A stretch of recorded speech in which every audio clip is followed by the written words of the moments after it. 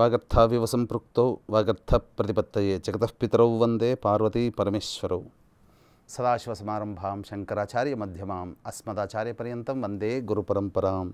ఆదిత్యాయ చ సోమాయ మంగళాయ బుధాయ చ గురుశుక్రశనిభ్యశ్చ రాహవే కేతవే నమః.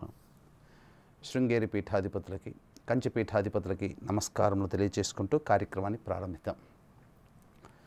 ఈ రోజున మనం రాఖీ పౌర్ణమి లేదా శ్రావణ పౌర్ణమి దాని యొక్క విశిష్టత మరియు రాఖీ పండుగ ఏ విధంగా జరుపుకోవాలి, రాఖీ సోదరునికే కట్టాలా, ఇతరులకైనా కట్టవచ్చా, కట్టదలిస్తే ఏ విధానాన్ని పాటిస్తూ కట్టాలి, ఏ సమయంలో కడితే మంచిది అనేటువంటి యొక్క సంపూర్ణమైనటువంటి విషయాల గురించి క్లుప్తంగా తెలియజేసుకుందాం.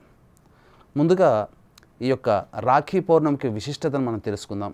ఈ రాఖీ పౌర్ణమి అనేటువంటిది దక్షిణాది రాష్ట్రాలలో జంధ్యాల పౌర్ణమిగా పిలువబడుతుంటుంది. అయితే ఇది మనకు ఉత్తరాది ప్రాంతం నుంచి మనకు వ్యాపించినట్లుగా మనకు చరిత్రకారులు చెబుతూ ఉన్నారు.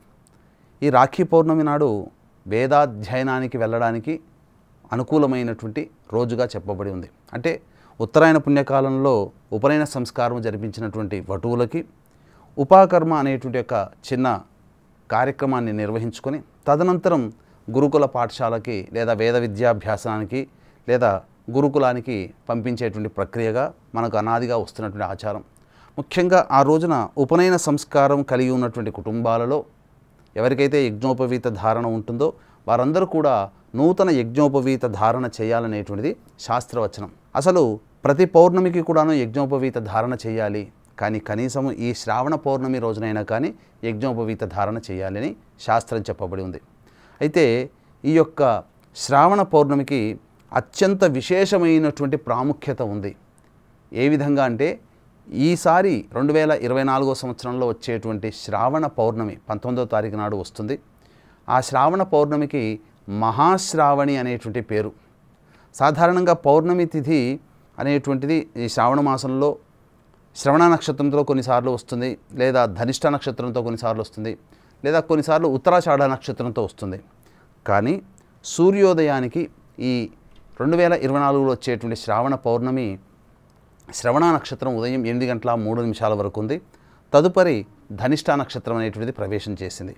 అయితే ఈ శ్రావణ పౌర్ణమి అత్యంత విశేషముగా సోమవారంతో కలిసి వచ్చినటువంటిదిగా చెప్పబడుతుంది. అంటే ఈసారి మనకు సోమవారంతో కలిసి వచ్చింది. దీనినే మహాశ్రావణి అని అంటారు. అంటే పౌర్ణమి అనేటువంటి తిథి దేనికి సంకేతం అంటే చంద్రుడు సంపూర్ణముగా ఉండేటువంటి తిథి.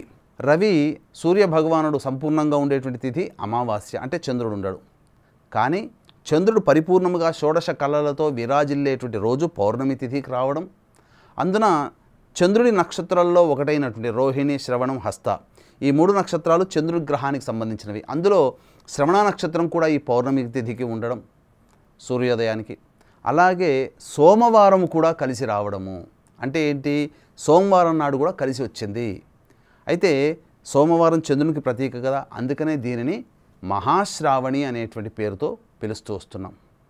అయితే ఈ యొక్క సందర్భంగా మనకు ఈ రాఖీ కట్టడం అనేటువంటిది సోదరుని యొక్క భవిష్యత్తు అద్భుతంగా ఉండాలనేటువంటి యొక్క సంకల్పంతో ఈ యొక్క సంబంధించినటువంటి పండుగ విధానాన్ని మనం ఆచరిస్తూ వస్తున్నాం. అయితే ఎక్కడి నుంచి ప్రారంభమైంది, అసలు చరిత్రకారుల ప్రకారమైన కావచ్చు, పండితాభిప్రాయాల ప్రకారం కావచ్చు, ఎప్పుడు ఈ యొక్క రాఖీ పౌర్ణమి అనేటువంటిది ఏర్పడింది అని అంటే మనకు మొట్టమొదటిగా గుర్తుకొచ్చేటువంటిది దేవాసుర సంగ్రామంలో బలిచక్రవర్తి మీద ఎన్నిసార్లు యుద్ధానికి వెళ్ళినా అపజయం పాలవుతూ వస్తున్నాడు ఇంద్రుడు. అంతటా ఈ శ్రావణ పౌర్ణమి రోజుననే ఇంద్రుని భార్య అయినటువంటి శచీదేవి గౌరీదేవిని పూజించి రక్షగా తోరములను తయారు చేసి ఇంద్రుడు యుద్ధానికి వెళుతుంటే రక్షగా ఆ యొక్క తోరాన్ని కట్టి విజయుడవై తిరిగిరా అని చెప్పి ప్రార్థించిందట ఆ యొక్క గౌరీదేవిని.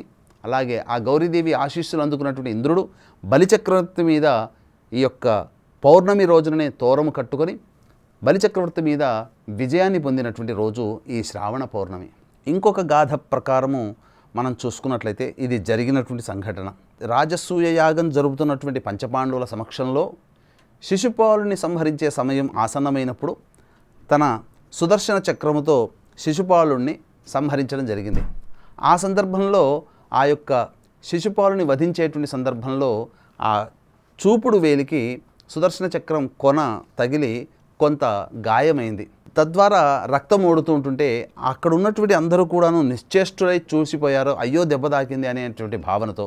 కానీ ద్రౌపది మాత్రము చటాలున లేచి తన యొక్క చీర కొంగుని చింపి ఆ యొక్క చూపుడు వేలికి కట్టుగా కట్టిందట. ఆ విధంగా కట్టుగా కట్టినటువంటి సమయంలో శ్రీకృష్ణ భగవానుల వారు ఆ యొక్క ఆర్ద్రమైనటువంటి హృదయంతో, సోదర భావంతో, ఒక సోదరిగా తనకు కట్టుని కట్టిందనేటువంటి ఒక కృతజ్ఞతతో అవసర సందర్భంలో నిన్ను ఆదుకుంటానమ్మా అని చెప్పి ఆమెకి అభయం ఇవ్వడం, ఆ రోజున శ్రావణ పౌర్ణమి అవ్వడము, ఇవన్నీ కూడా జరిగిపోయాయి. ఇక గమనించినట్లయితే ఇంకొక కథ ప్రకారం చూసుకుంటే బలిచక్రవర్తి అత్యంత అనన్య సామాన్యమైనటువంటి విష్ణు భక్తుడు, అందరికీ తెలిసిందే. కాబట్టే కదా వామన అవతారంలో వచ్చి 3 అడుగులు తీసుకొని 3వ అడుగు తన శిరస్సు మీద పెట్టడం జరిగింది. ఆ విధంగా పాతాళ లోకానికి వెళ్ళిపోయాడు. అయితే అన్య సామాన్యమైనటువంటి భక్తితో ఆ యొక్క విష్ణువునే జయించి తన యొక్క నగరానికి విష్ణువు రక్షకుడుగా పెట్టుకోగలిగాడు భక్తి చేత మాత్రమే. అయితే వైకుంఠంలో లేనటువంటి విష్ణు భగవానుల వారు లేనటువంటి సందర్భంగా మహాలక్ష్మి చింతిస్తూ తన భర్త జాడ కనుక్కునేటువంటి సందర్భంలో దేవతల సహాయంతో బలిచక్రవర్తి దగ్గర ఉన్నాడమ్మా అని తెలుసుకొని బలిచక్రవర్తిని తిరిగి పొందాలనేటువంటి ఉద్దేశంతో శివుని యొక్క ఆజ్ఞ మేర గౌరీదేవిని పూజించి ఆ గౌరీ యొక్క శక్తిని అనుసరించి తోరము కట్టుకొని అప్పుడు బలిచక్రవర్తి దగ్గరికి వెళ్ళి తన యొక్క పతిని భిక్షగా ప్రసాదించమని అడిగింది. అప్పుడు ఆ సందర్భంలో తోరము బలిచక్రవర్తికి కట్టింది. ఆ విధంగా సోదర భావంతో కట్టినటువంటి సందర్భంగా ఆ యొక్క సోదరి యొక్క కోరికను తీర్చాలనే ఉద్దేశంతో విష్ణు భగవాన్ని తిరిగి వైకుంఠానికి సాగనంపారు బలిచక్రవర్తి. ఆ రోజున శ్రావణ పౌర్ణమి అయింది. కాబట్టి చారిత్రక కథనాల ప్రకారం చూసుకున్న అనాదిగా వస్తున్నటువంటి ఆచార సాంప్రదాయాల్లో రాఖీ కట్టడం అనేటువంటిది మనకు యుగ యుగాల నుంచి కూడా వస్తుంది. దీనిని మనము తోరం రూపంలో మనం కడుతున్నాం. అయితే కాలక్రమేణా మనిషి యొక్క అలవాట్లు అలాగే ఆచారాలు సాంప్రదాయాల్లో చాలా మటుకు మార్పులు వస్తున్నాయి. కాబట్టి దీనిని రాఖీ కట్టుకొని రాఖీ పౌర్ణమి అనేటువంటి యొక్క సందర్భంగా మనం ఈ యొక్క ఆచారాన్ని ఇంకా కొనసాగిస్తూనే ఉన్నాం. ఈ యొక్క రాఖీ పౌర్ణమినే హయగ్రీవ జయంతి అనేటువంటి యొక్క సందర్భంగా కూడా మనం కొలుస్తూ వస్తాం. అంటే హయగ్రీవ జయంతి అని అంటే ఏంటి? హయగ్రీవుడు ప్రధానంగా ఈ యొక్క రాక్షసులు ఈ సంబంధించినటువంటి వేద విజ్ఞానాన్ని అంతా కూడాను మరుగున పడేసేశారు. అంటే పాతాళలోకం తీసుకొని పోగా రాక్షసుల మీద యుద్ధము చేసినటువంటి ఈ హయగ్రీవుడు మళ్ళీ వేద విజ్ఞానాన్ని మళ్ళీ మనకు భావితరాలకు అందించినటువంటి సందర్భమే ఈ యొక్క శ్రావణ పౌర్ణమి. అందుకే దీనిని హయగ్రీవ జయంతిగా మనం తలుచుకుంటూ వస్తున్నాం. ఆ యొక్క విష్ణు భగవానునికి వేద రూపమైనటువంటి హయగ్రీవుణ్ణి ఈ రోజున కూడా మనం కొలుస్తూ వస్తాం. ఇక ముఖ్యంగా గమనించుకున్నట్లయితే ఈ యొక్క రాఖీ పౌర్ణమి అనేటువంటిది కేవలం సోదరుల మధ్యనేనా అంటే అనాదిగా మనం గమనించుకున్నట్లయితే ఎవరైనా కానీ మనం ఎవరి మేలు కోరైనా మనం కట్టవచ్చు. ఒక భర్త తాను చేసేటువంటి ఉద్యోగ వ్యాపార ప్రయత్నాల్లో విజయాన్ని చేకూర్చే విధంగా భార్య కట్టవచ్చు. అలాగే ఒక సోదరుని యొక్క అభ్యున్నతిని కాంక్షించినటువంటి సోదరి కట్టవచ్చు. అలాగే శిష్యుడి యొక్క జీవితం అద్భుతంగా ఉండాలని గురువు శిష్యునికి కట్టవచ్చు. లేదా స్నేహితులైన తమ తోటి స్నేహితులు బాగుండాలనే ఉద్దేశంతో స్నేహితులు కూడా కట్టవచ్చు. లేదా ఎవరి మీదనైనా అవ్యాజ్యమైనటువంటి సోదరభావం కలిగితే ఒక స్త్రీమూర్తి సోదరభావంతో ఇంకొక వ్యక్తినైనా కానీ ఈ యొక్క రాఖీ పౌర్ణమిగా జరుపుకోవచ్చు. కాబట్టి ఎవరైనా కానీ ఒక మంచి సదుద్దేశముతో ఒకరి జీవితం బాగుండాలనేటువంటి విధానంతో చేసుకునే ప్రక్రియే ఈ యొక్క రాఖీ పౌర్ణమి అని మనం చెప్పుకోవడం జరిగింది. అయితే ఈ రాఖీ పౌర్ణమిలో ఈ 2024వ సంవత్సరంలో వచ్చినటువంటి విధానాన్ని కనుక మనం గమనించుకున్నట్లయితే ఏ సమయంలో రాఖీ పౌర్ణమి కట్టాలి అనేటువంటి రాఖీ కట్టాలి, అలాగే ఏ విధానాన్ని మనం పాటించాలి అనేటువంటి ఒక విషయాన్ని కనుక మనం చూసుకున్నట్లయితే పౌర్ణమి తిథి 19వ తారీఖు రోజున 8:03 వరకు ఉన్నది. కాబట్టి పౌర్ణమి తిథి కాదు, శ్రవణ నక్షత్రం. పౌర్ణమి తిథి రాత్రి 11 గంటల చిల్లర వరకు ఉంది. కాబట్టి విధానము ఏంటనంటే ఆ రోజున గౌరీదేవిని పూజించాలి. గౌరీదేవిని పూజించాలన్నప్పుడు సూర్యోదయానికంటే ముందే కాలకృత్యాదులు తీర్చుకుని చక్కగా ఇల్లంతా కూడాను శుభ్రపరచుకొని గౌరీ అమ్మవారి చిత్రపటాన్ని ముందర పెట్టుకొని అక్కడ ఆవు నెయ్యితో దీపారాధన చేసి తమలపాకులు మరియు 2 పోక చెక్కలు అలాగే గౌరీ పసుపుతో గౌరీ ముద్దను చేసుకోవాలి. అలాగే ముందుగా గణపతి యొక్క ముద్ద కూడా చేసుకొని గణపతి రూపంగా చేసుకొని గణపతికి పూజ చేసి సంకల్పం చెప్పుకోవాలి.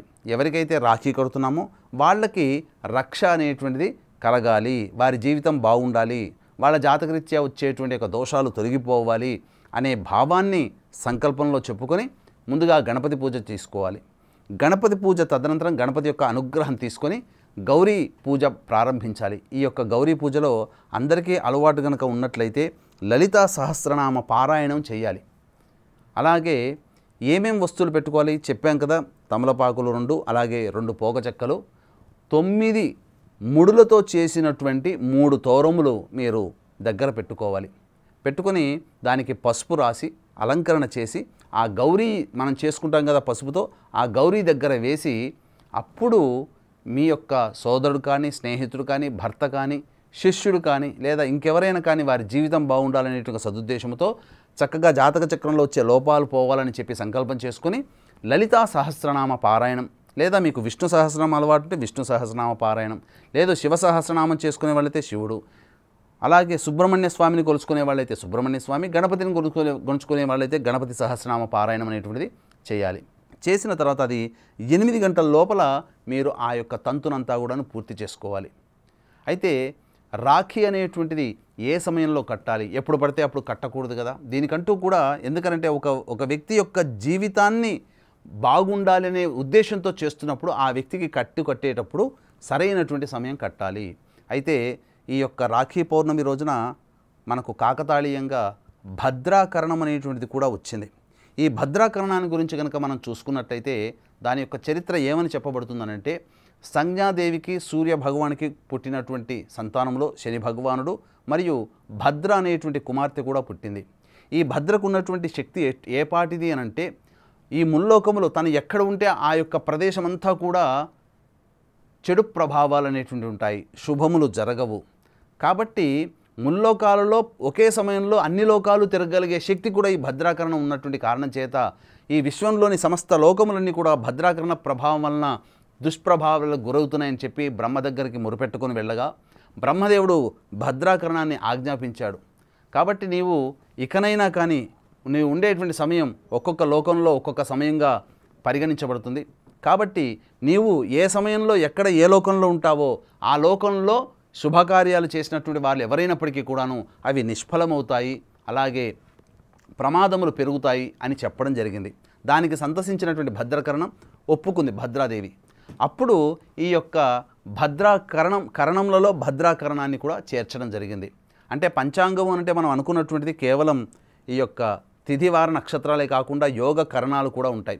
27 యోగాలు 27 నక్షత్రాల్లాగానే అలాగే 11 కరణములు అనేటువంటివి ఉంటాయి. ఇందులో భద్రాకరణం, ఈ భద్రాకరణం ఉన్నటువంటి సమయంలో మీరు ఎటువంటి శుభకార్యాలు చేసినా వీక్షించేటువంటి బిగ్ టీవీ ఆధ్యాత్మిక ప్రేక్షకులు గమనించాలి, ఎటువంటి శుభకార్యాలు చేసినప్పటికీ కూడా అవి నిష్ఫలమవుతాయి. దీనికి ప్రధానమైనటువంటి ఉదాహరణే ఈ యొక్క శ్రావణ పౌర్ణమి రోజుననే రామరావణ సంగ్రామం జరిగేటువంటి సందర్భంలో శూర్పణఖ ఈ భద్రాకరణం ఉన్నటువంటి సమయంలోనే రావణాసుడికి రాఖీ కట్టడం, తద్వారా ఏర్పడినటువంటి దుష్ప్రభావాల వల్ల రామరావణ సంగ్రామంలో రావణుడు హతమవ్వడం ఇవన్నీ జరిగిపోయాయి. ఇది లోకంలో జరిగినటువంటి సంఘటన. కాబట్టి ఇక భద్రాకరణం అనేటువంటిది 1:33 వరకు ఆ రోజున ఉంది. 19వ తారీఖు రోజున మధ్యాహ్నం 1:33 వరకు ఉన్నది. కాబట్టి సూర్యోదయం నుంచి మధ్యాహ్నం 1:33 వరకు ఎవరికైనా కానీ రాఖీ కట్టడానికి అనుకూలమైనటువంటి సమయము కాదు. కాబట్టి ఏ సమయంలో కట్టాలి, మరి వర్జ్యము దుర్ముహూర్తాలు అనేటువంటివి కూడా చూసుకోవాలి. దుర్ముహూర్తము 12 గంటల నుంచి 1:15 వరకు దుర్ముహూర్తం ఉంది. తిరిగి మరలా 3:15 నుంచి 3:54 వరకు దుర్ముహూర్తం ఉంది. అయితే సమయం ఎటువంటి సమయంలో కట్టాలి అనుకున్నప్పుడు మనం హోర కూడా చూసుకోవాలి. కట్టేటువంటి సమయంలో జన్మించిన కట్టేటువంటి సమయంలో ఉన్నటువంటి లగ్నానికి బలం ఉందా లేదా చూసుకోవాలి. కాబట్టి 2 గంటల 3 నిమిషాల వరకు కూడా, అంటే 1 గంట 3 నిమిషాల నుంచి 2 గంటల 3 నిమిషాల వరకు చంద్రహోర ఉంటుంది.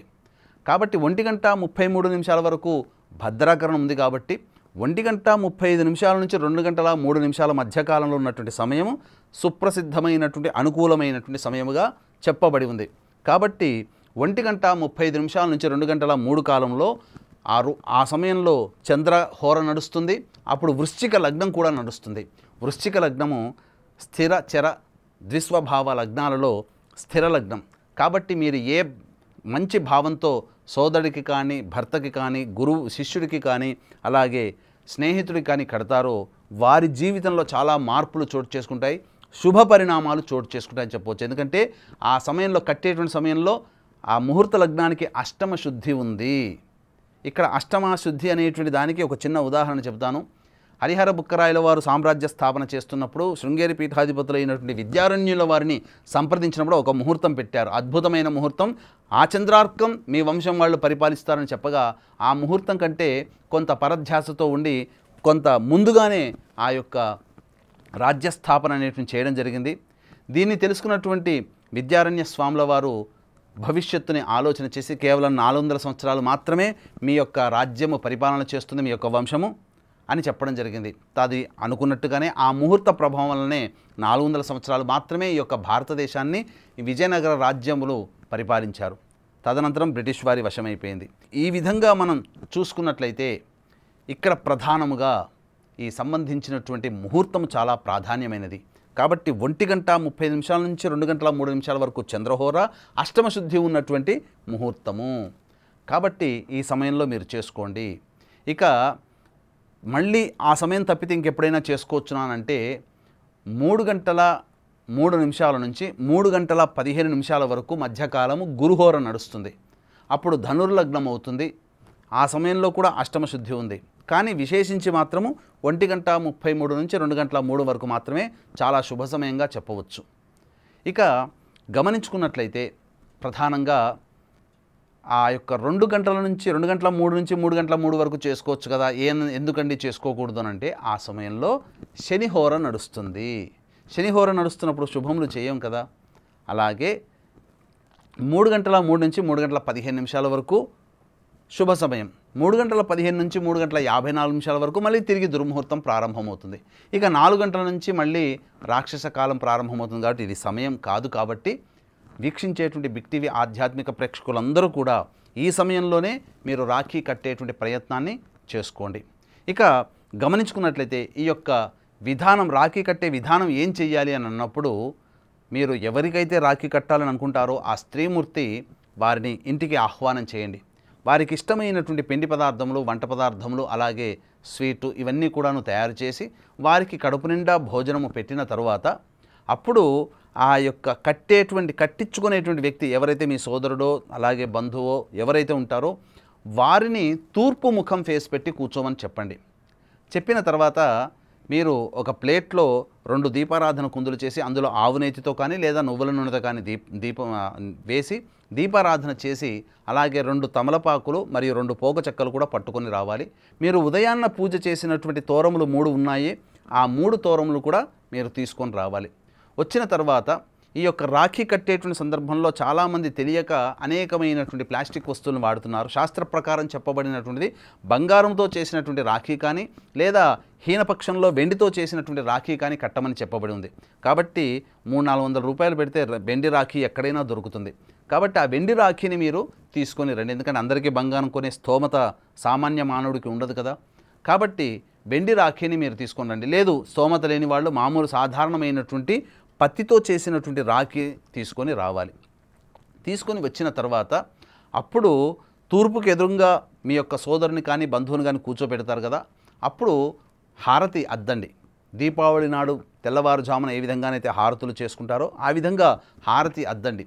అద్దిన తర్వాత ఒక పోక చెక్క తీసుకొని ఆ యొక్క వ్యక్తి యొక్క జీవితంలో అన్ని శుభాలు జరగాలి, దుష్టములు తొలగిపోవాలనే భావనతో క్లాక్ వైజ్గా కుడి నుంచి ఎడం వైపుకు ఒకసారి మళ్ళీ ఆ పోక చెక్క పడేయడం, మళ్ళీ రెండో పోక చెక్క తీసుకొని మళ్ళీ ఎడమ వైపు నుంచి మళ్ళీ కుడి చేతి వైపుగా ఇలా పెట్టేసేసి ఆ పోక చెక్క పడవేసేసి అప్పుడు ఏనబద్ధో బలిరాజో అనేటువంటి యొక్క శ్లోకం ఉంది కదా, ఆ శ్లోకం కంటే కూడా మీరు మనస్సులో ఉన్నటువంటి ఒక భావంతో మీరు చేయండి. ఏంటనంటే మహాలక్ష్మీదేవి బలిచక్రవర్తికి కట్టేటప్పుడు బలిచక్రవర్తి యొక్క శక్తినంతా కూడాను సంగ్రహించి ఆ తోరంలో పెట్టగలిగింది. కాబట్టి ఆ తోరం యొక్క ప్రాధాన్యత అంతటిది. కాబట్టి బలిచక్రవర్తి యొక్క శక్తినే నీవు గ్రహించినదైనటువంటి తోరమా, నీవు కూడా నా భర్తకి, నా సోదరుడికి, నా శిష్యుడికి, నా స్నేహితుడికి, నా బంధువుకి కూడా అంతటి శక్తిని ప్రసాదించు అని చెప్పే భావంతో చక్కగా 3 తోరములు కట్టిన తర్వాత అప్పుడు మీరు వెంట తెచ్చుకున్నటువంటి లౌక్యంగా ఉపయోగించుకునేటువంటి లౌకికంగా వాడేటువంటి రాఖీలు కట్టండి. కట్టిన తర్వాత ఆ యొక్క సోదరుని కానీ బంధువు కానీ స్వీట్ తినిపించండి. తినిపించి మీకు సోదరుడు పెద్దవాడైతే మీరు ఆశీర్వచనం తీసుకోవాలి, లేదు మీ సోదరుడు చిన్నవాడైతే అక్క ఆశీర్వచనం తీసుకోవాలి. భార్య ఎలాగో భర్త ఆశీర్వచనం తీసుకుంటుంది, శిష్యుడు ఎలాగో గురువు ఆశీర్వచనం తీసుకుంటాడు.